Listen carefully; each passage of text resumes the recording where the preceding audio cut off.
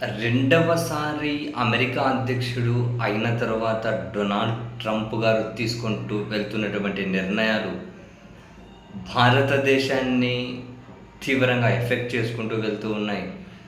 And తాజాగా తాను తీసుకున్న ఒక నిర్ణయం ఈసారి తెలుగు సినిమా పరిశ్రమను బాగా ఎఫెక్ట్ చేసే నిర్ణయం.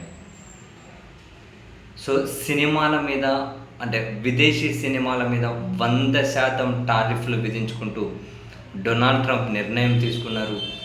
ఈ నిర్ణయాన్ని ప్రకటించుకుంటూ ఆయన చెప్పింది ఏంటి అంటే, మా సినిమా నిర్మాణ రంగాన్ని వేరే దేశీయులు పూర్తిగా దొంగలించారు అని, ఇది చిన్నపిల్లల దగ్గర మిఠాయి దొంగలించిన వ్యవహారంగా ఉంది అని, సో మా సినిమాను రక్షించుకోవడం కోసం విదేశీ సినిమాల మీద 100% టారిఫ్లు విధిస్తున్నాను అని చెప్పి ఆయన ప్రకటించారు.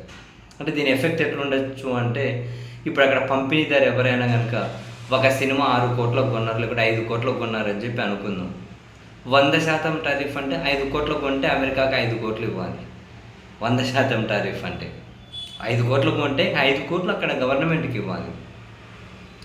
డెఫినెట్లీ ఇది ప్రధానంగా ఎఫెక్ట్ పడేది మన దేశానికి సంబంధించి మన టాలీవుడ్ మీద. బాలీవుడ్ కూడా ఒకటి, టాలీవుడ్ మీద గణనీయమైన ప్రభావాన్ని చూపెడుతుంది.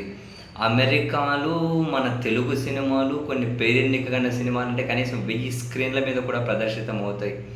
తెలుగు సినిమాలకు విదేశాల్లో ఉన్న మార్కెట్ గురించి మాట్లాడితే ప్రధానంగా అమెరికానే ఆల్మోస్ట్ టాప్ మార్కెట్ కావచ్చు.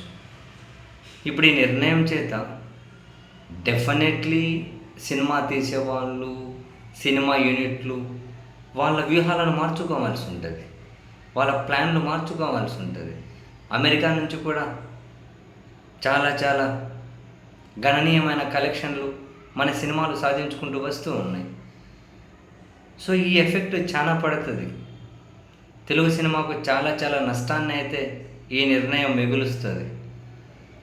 మరి మన టాలీవుడ్ వాళ్ళు వాళ్ళ వ్యూహాలను ఏ విధంగా మార్చుకుంటారో చూడాలి. కానీ సినిమాల మీద 100% టారిఫ్ అయితే మన తెలుగు సినిమాకు బొమ్మ చూపించే నిర్ణయమే అదైతే.